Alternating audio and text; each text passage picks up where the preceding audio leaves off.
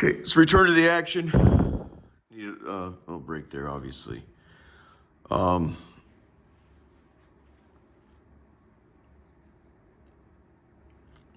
Let's commence the workout on the Joe Warpinski.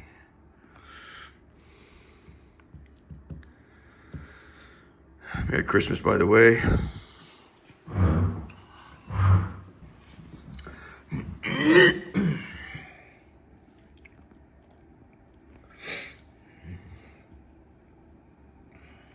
Right where we left off. We're a country without religion, but my goodness, is that about to change? You guys, we have a lot of ground to cover, so I'm going to try to do what I can to pick up the pace, and I'll try to feed analysis that I think you need to have, but I'll try to do it quickly, okay? There's a lot of ground. Incidentally, the professor who engineered the prison experiment went on to write a book titled The Lucifer Effect about his conclusions of the study. I think this will help soldiers better understand what they got themselves into, what we got them into, and help all of us better forgive ourselves and heal. Or more cruelty, of course. I imagine there's going to be plenty of that around. There's a quote from the banking crisis of 2007 and 8 that I have memorized.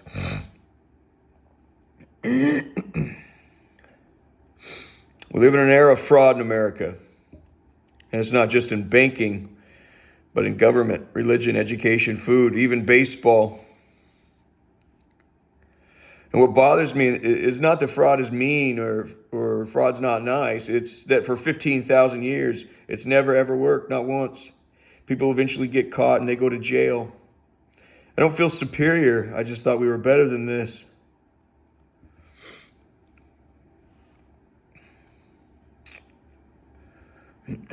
That's from The Big Short. It's Steve Eisman, and let's keep going. So next day, getting ready to go to work. Oh, you were serious, February 29th. It's a leap year or something? You said something like a little bit ago. You're like, leap year or something. I don't. You did, just like an hour and a half ago.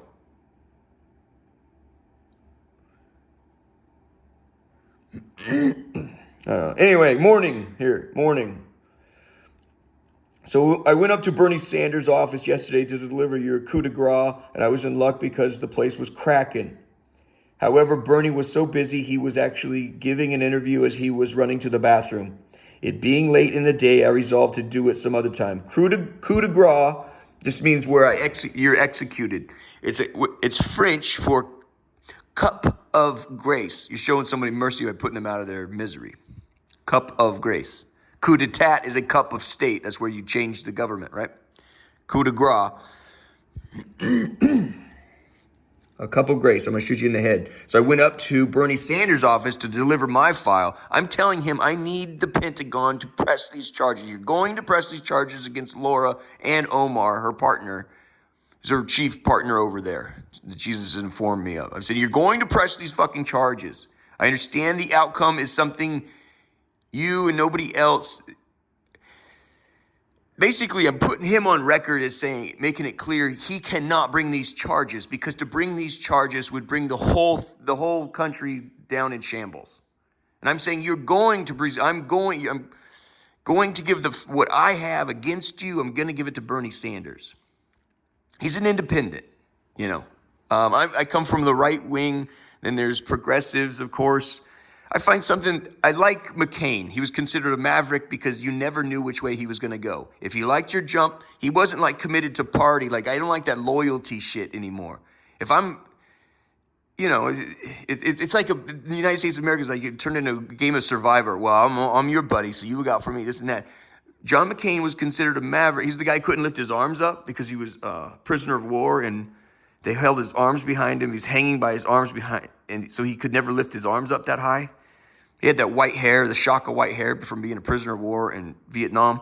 He's a Republican, but he's considered a maverick on Capitol Hill because if he's like, no, that's good for the people, I'm going with that. He wasn't loyal to a group. He was loyal to doing what was right for people. my sister's crazy about Bernie Sanders. I don't know much about him other than he seems to beat to his own drum. And in this town, that there's something to say about that. I think Jesus actually chose Bernie. He was down the hall, and I've never spoken to Bernie. Let's jump to the thing here. I've never spoken to Bernie. I took the picture from outside of his office myself.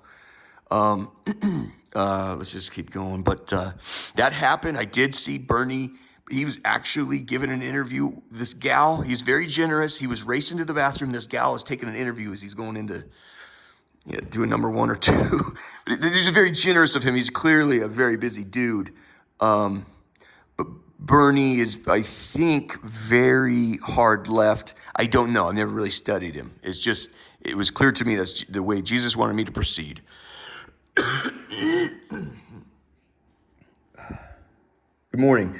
So, excuse me, let's do it this way. Morning. So I went up to Bernie Sanders' office yesterday to deliver you coup de grace, and I was in luck because the place was cracking. However, Bernie was so busy, he was actually giving an interview as he's running to the bathroom. It being late in the day, I resolved to do it another time. However, an aide jumped up to help me before I could leave. Showing me to a private room, I stated my business and showed him a couple of my hold cards. By the time I left, he was in tears. Maybe it was this February tree pollen that had him all misty. I didn't show him the big bummer. As you know, this requires careful planning, consideration. And dude, I'm actually queasy just typing this. I find it best to show it 2 hours after a meal and at least 2 hours before someone has to drive. This is where I light up a little bit. I'm from a military. My whole family is we've come from a military strain. It's our military.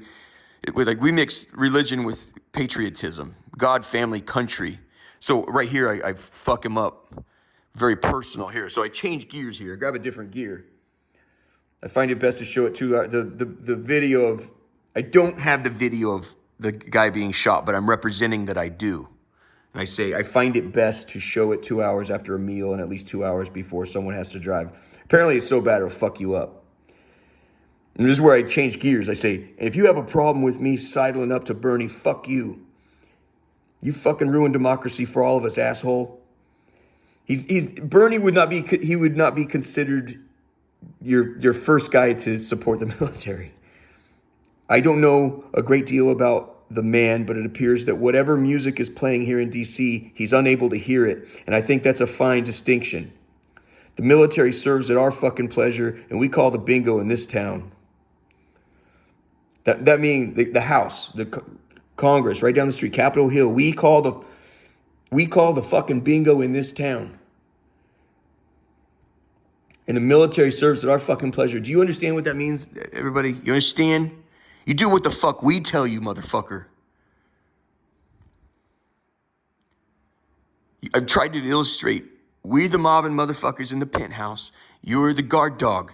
You fucking get that straight, bitch. You fucking hear me? You fucking get that straight. We tell you. We fucking tell you. And you do as you're fucking told.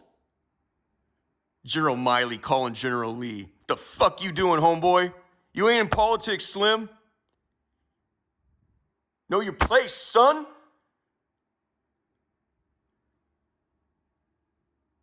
That is how it is, man. You calling the Chinese generals just the same as you being in that fucking video at Lafayette Square, you fucking clown. The fuck's your problem, homeboy?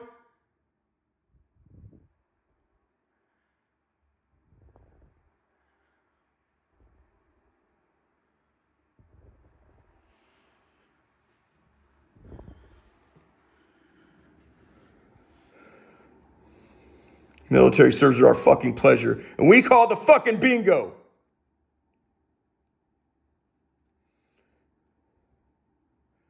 I heard taps being played from the Navy Yard the other night at 9 p.m. I fucking cried. Next night, after work at Capitol Hill, we're going to exhume bodies, Joe, all of them. The talk is war, reparations, and the 13 digits. 13 digits. Obviously, 7 digits, you're a millionaire. 13 is double-digit trillions. Saying in between, we're talking war reparations between 10 trillion, not 9, right? That would be 12 digits. 13 digits is between 10 trillion and 99 trillion. 100 trillion is now 14 digits. Do you understand? The talk is war, reparations, and the 13 digits. And just like that, the future goes from computers to archaeology. And just like that, the future goes from computers to archaeology and marine exploration. No double entendre there. We're just jacked to the tits about those off-label body bags. I can't guess any of this stuff, you guys. I mean, I know none of this stuff, you know. Off-label body bag. Yeah, Jesus said, anyway, let's keep going. Joe. So this is the next, no, that's later the night, later in the same night. Yep, 4 hours later. Joe. So generally, this is big, you guys. Joe. So generally, we have that villagers were put into 2 broad categories. Column A, those who will be turned out, and column B, those to be exterminated. Those in column B were chosen based on random mood or whim, such as pointing a gun at an invader, etc. Column B prisoners, not knowing they were condemned, were treated to a variety of American wartime innovations, including sexual enslavement, where performances were rated and shared with other soldiers. There were a constant rotation of sex slaves. This did include taking desirable men, women, and children off the street who committed no crime at all. This permissive environment bred childish yet horrifying sadism. There were traps set for starving prisoners, to wit, leaving food near a starving prisoner. We have people here.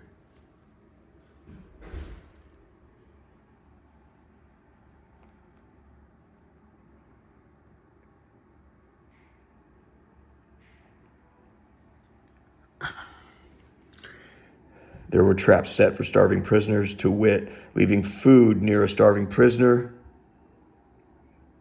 When prisoners took the bait, food or drink, and having no idea they were a death row inmate, they would be punished with a shockingly incongruent punishment, such as immediate dismemberment, like a foot or arm being hacked off. Laura Omar and others participated in sadistic rape games such as straight, violent, vicious rapes and other rapes. More horrifyingly sadistic were sexual teasing, seduction, and invitation that would lead to vaginal penetration, whereupon Laura would act horrified by the violation and sever the man's erect penis.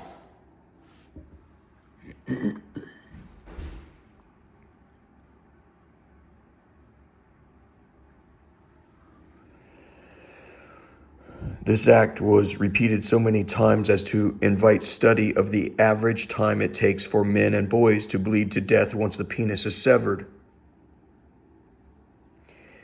A great deal of emphasis was placed on virgins and desecrating the virtuous.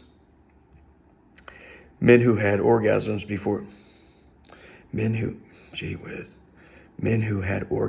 before they were given permission would be punished by having their erect penises severed, whereupon the victim would bleed out. The hysterical laughter of the attacker was overmatched by the hysterical horror of the dying victim. The details of these events are thoroughly documented and enjoyed by Laura and others. There is very thorough documentation of these horrors in the office of Navy Prosecutor Joe Warpinski.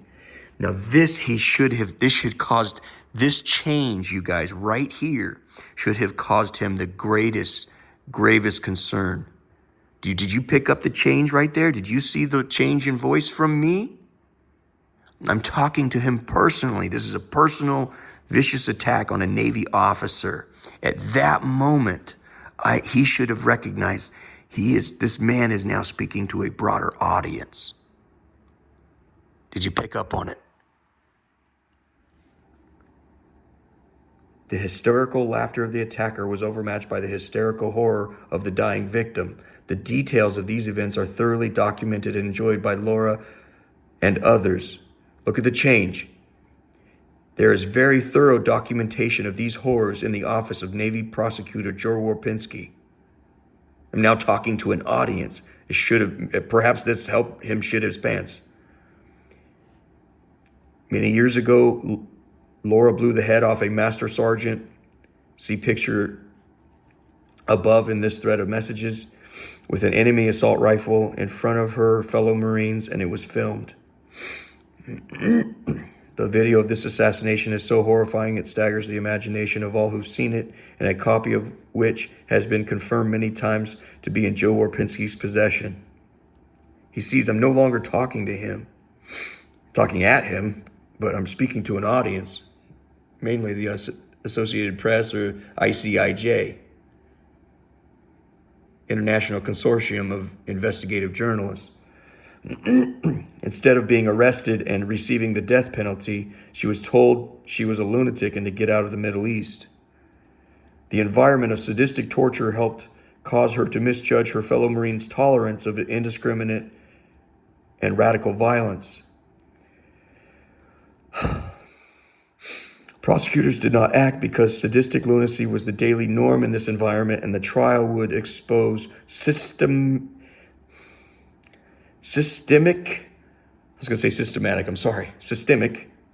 wartime atrocities by U.S. military. You guys understand when something is systemic, it's entirely different. There's outlier events. You're going to have, there's a couple events when the North came south where a woman was raped and they would immediately, you're put to death. Those are outlier events. When it becomes systemic, when it becomes a part of the norm, the culture, and everyone inside those prisons knows that,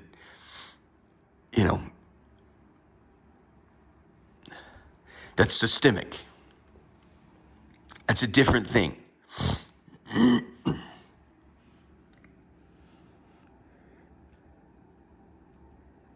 Prosecutors did not act because sadistic lunacy was the daily norm in this environment, and the trial would expose systemic wartime atrocities by U.S. military. All who've seen the video agree it is unbelievably devastating. I have learned he was murdered because he witnessed her murder a non-combatant and upbraided her for this act of cowardice.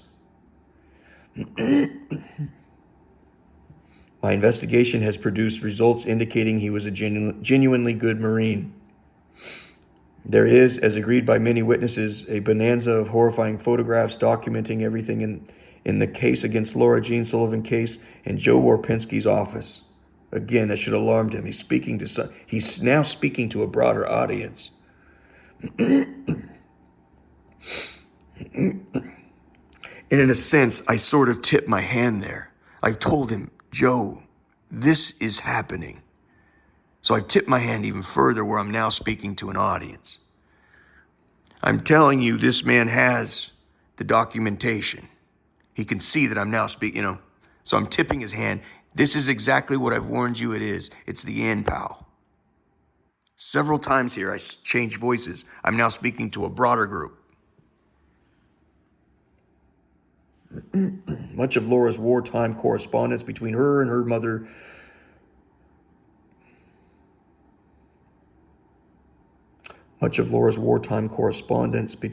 mother delights in this radical sadism and represents perhaps the greatest nadir or lowest point in the history of wartime atrocities ever put to paper.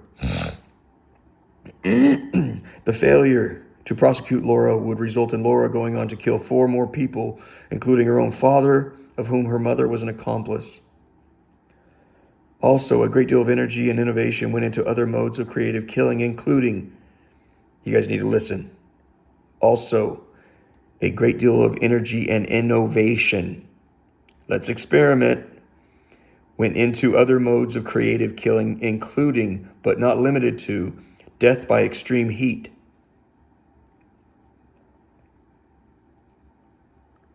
Much effort was made by Marines to acquire the largest size industrial heaters possible and then to destroy the barometer to achieve maximum temperatures which could exceed 300 degrees, resulting in the successful death of the prisoners.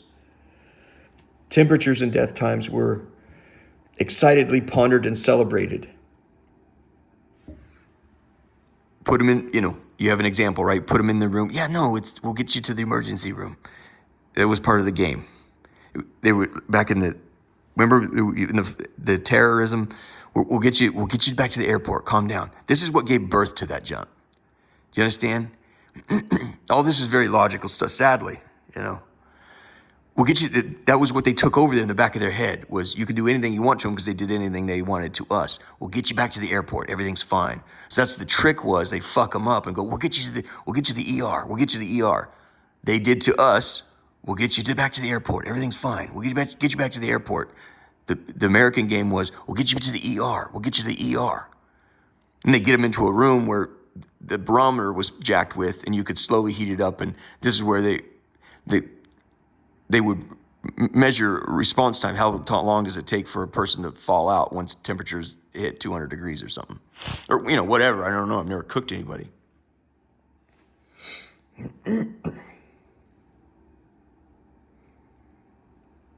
For temperatures and death times were excitedly pondered and celebrated. Further, great application went into adapting high-output electrical appliances and conductors to electrocute as a way of punishment, eventually unto death.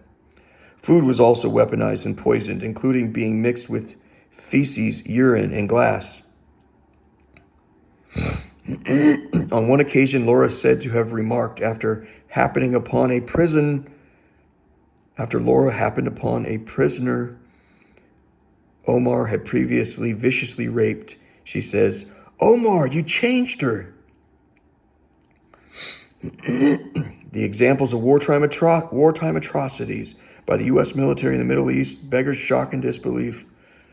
My experiences with Laura, however, are perfectly in keeping with the profoundly convincing testimony I've heard about the evidence in Joe Warpinski's office and elsewhere.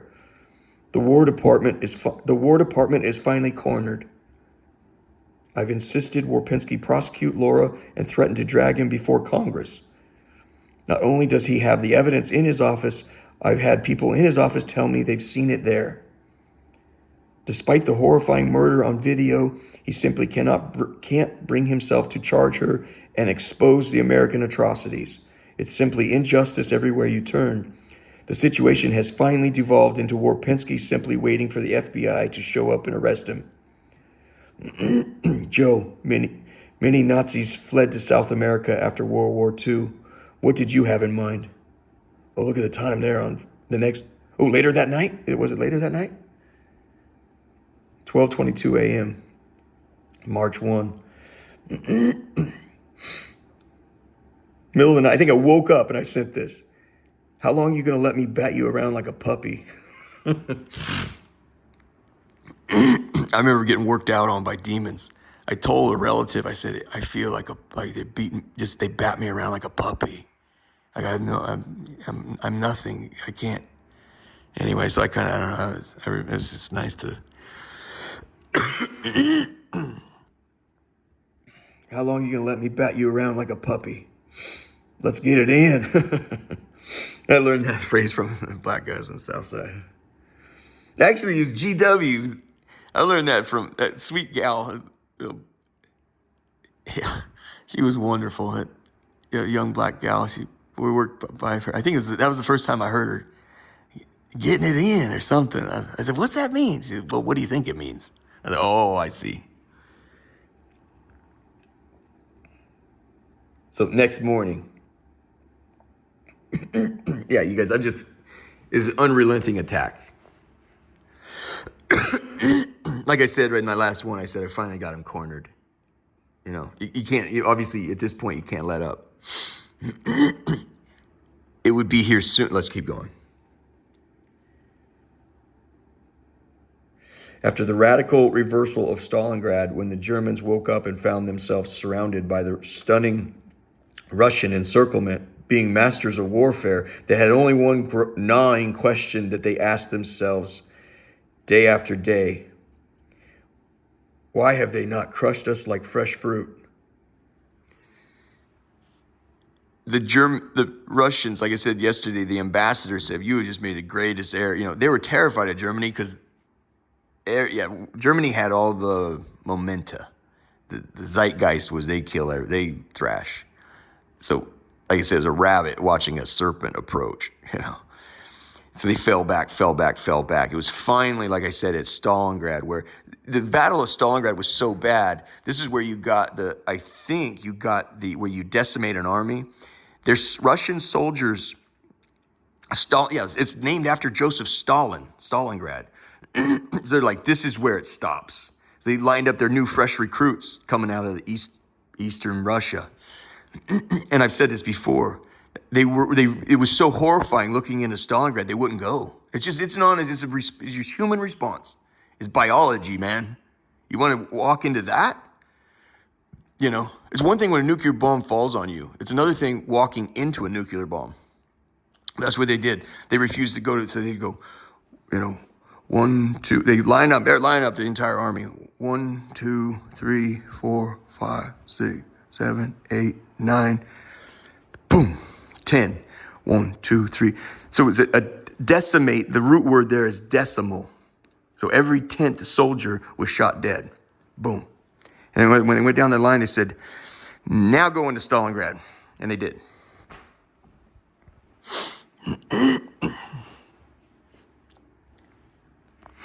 Real fast. There was a story of one. It's so common there that's how you have to make them fight, man. When it was hell on earth like that. But there was once, it was so common. They called it getting your not your daily bread, but getting your daily ration of metal. If you were shot, it was that's so commonplace. Well, one guy came back from the front line. He said, my arm or something, this and that. They go, all right, hold on, stand. And they went, boom, shot him in the back of the head. It's so commonplace. He hits the ground, jumps back up, and runs back to the front. It was that common to get shot, to be executed. And that's what the Nazis were running into with killing all the Jews. We need a better way to do this. We going out into the field shooting everybody. It fucks up the people in the head. It fucks up your head. That's one of the biggest problems they're having. They're like, okay, let's create entire warehouses where we gas them. You don't have to look at them, But anyway, the reversal of Stalingrad was the Luftwaffe, the German Air Force, would take pictures. Well, they wanted to deceive the Germans up there, the photographs. They put up no less than 26 fake bridges to deceive where would the counter assault, where's the next big maneuver come from. Then they woke up one morning and they were completely surrounded.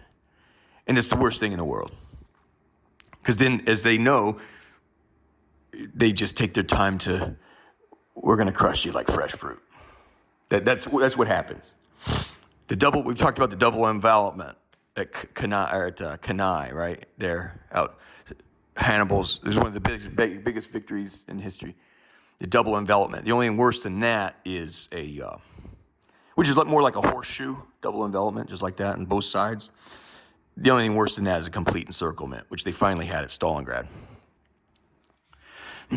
So the Germans woke up day after day going, why have they not crushed us like fresh fruit?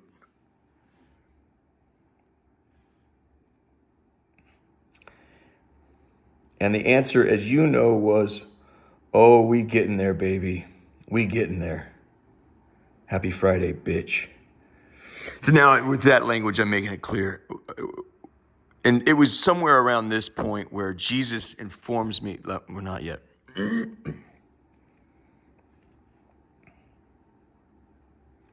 Cancel the expat thinking right now. Expatriate means you're running to another country. Cancel that shit right now. You're about to get a lot more heat than you think.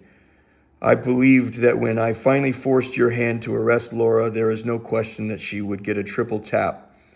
2 to the chest and 1 to the head. She'd be assassinated. You're out of options at that point. Somebody's got to die. You understand? That's what happens in war. Okay, now people have to fucking die, right?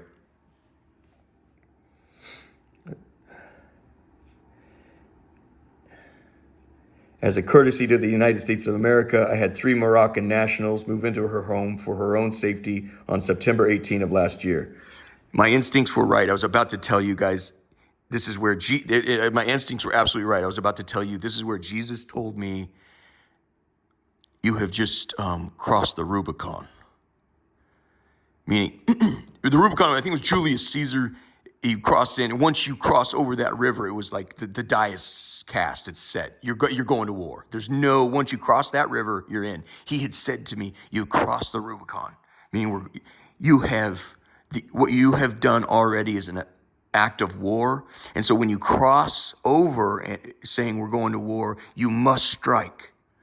You must strike. You cannot cross over the river and dawdle. And this is where I ramped it up. As a courtesy to the United States of America, I had 3 Moroccan nationals move into her home for her own safety on September 18 of last year. Basically letting him know this has gotten so fucked up, buddy. No one's getting out of this. No one's going home, baby. No one's going home.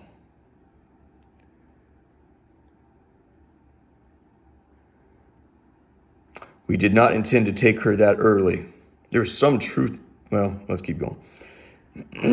They blew their cover on September 15, and we had to decide whether to let her escape or not.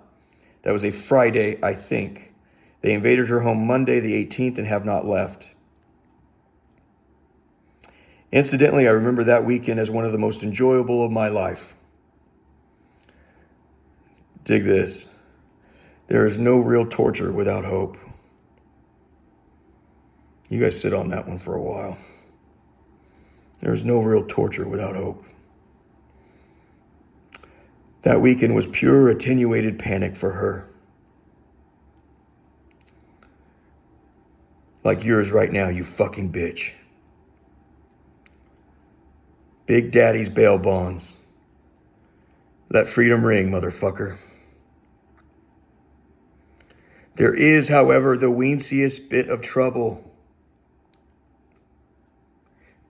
And believe you me, this is the very last thing I wanted. The last thing she needs right now is compassion.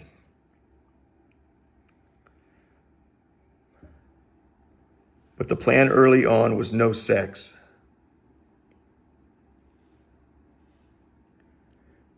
But they've been in there so freaking long, and my main guy, who actually speaks decent English, says he noticed in the bathroom trash can bloody tampons when they first moved in. Then again a month later, then again in November. It occurred to him in January, he never saw them in December. He says he asked her, and she says her last period was late November. Laura, it turns out, is roughly 3 months pregnant. How sympathetic, buddy. I wouldn't hump her with your dick. Boys will be boys. Something they say in the military, right?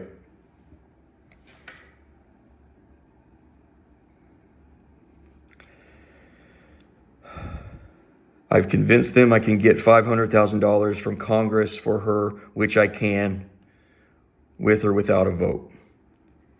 I said they can have every penny of it.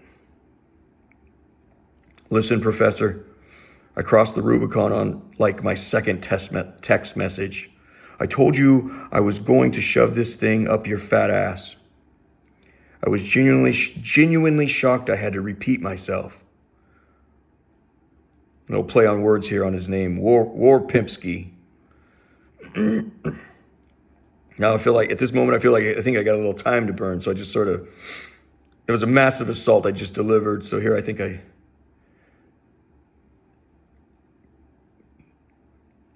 got him prisoner. I'm just gonna kind of throttle back just a little bit here. Sort of has a ring to it, don't it? Warpimski.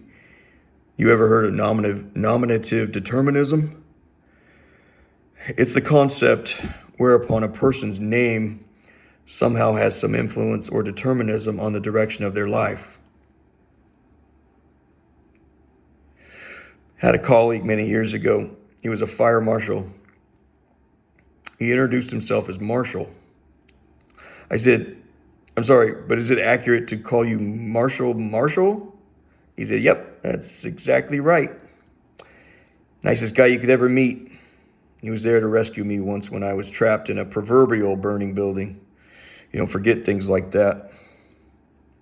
My name is Justin Wright. A whole lot of failures, I can tell you that.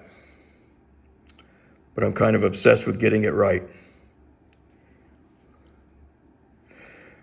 Joe, I told you this was happening, and I ain't asking. Later on my way to work that morning, I remember writing this as I got on the subway. If there is a place worse than hell, I am in it. Written by Abraham Lincoln. Looky there, Joe. You have something in common with Honest Abe. Well, that and the fact that you're both fucking tyrants. This is where Laura deleted some messages here. I remember writing this, but it comes out of nowhere. All right, here I come. I surrender. You guys, it's such a thorough ass kicking. It doesn't matter.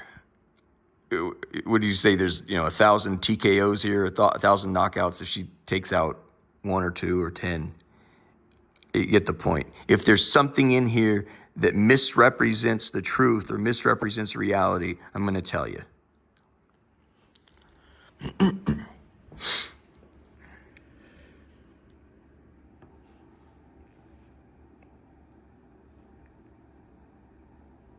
See, I definitely said good morning, Angel, but I didn't say it at 3:09 p.m.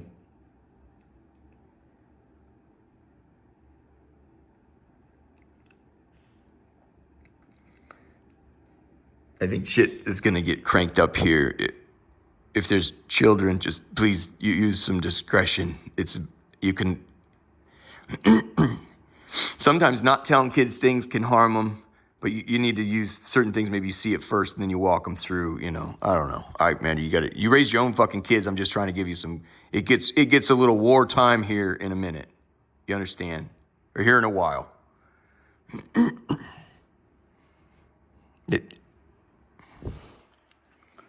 Good morning, Angel. You like waking up with my flaccid dong draped sweetly across your forehead? Still can't believe you just called me like that. It was like waking up to a bag of money on my chest. I say I know about the video, one of the most vicious and senseless murders in U.S. history, U.S. military history, which exposes the world to war atrocities committed by Old Glory. And you do no background on me? Were you high? Do they not teach the theory of victory fatigue in your military academies? Victory fatigue is when an army is so used to winning, or a sports team or a lawyer, whoever, that they simply expect to win just by showing up. Like the other guy is just supposed to surrender because you say so. You got me wrong, bro. I demand your surrender. And guess what? I'm an American. And I'm used to the battlefield clearing for me.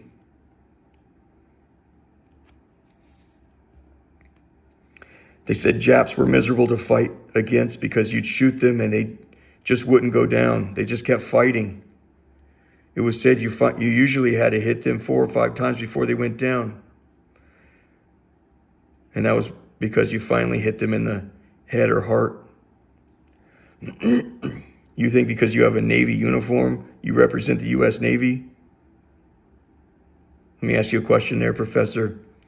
When people see all the evidence of Laura's wartime atrocities, do you think they will believe she represents the Marines? You got it twisted, darling. I'm here on behalf of the United States military. I represent their interests in this matter. Further, I represent the interests of justice for all. And if I can't move you to compassion for goat herders, let me try something that hits a little closer to home. She broke the heart of my little niece. She stole her bunny rabbit.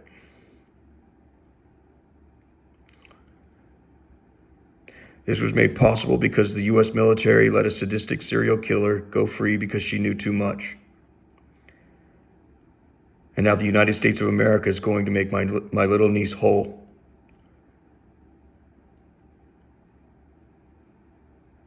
Joe, you fuck like you fight. I'm talking to you, boy.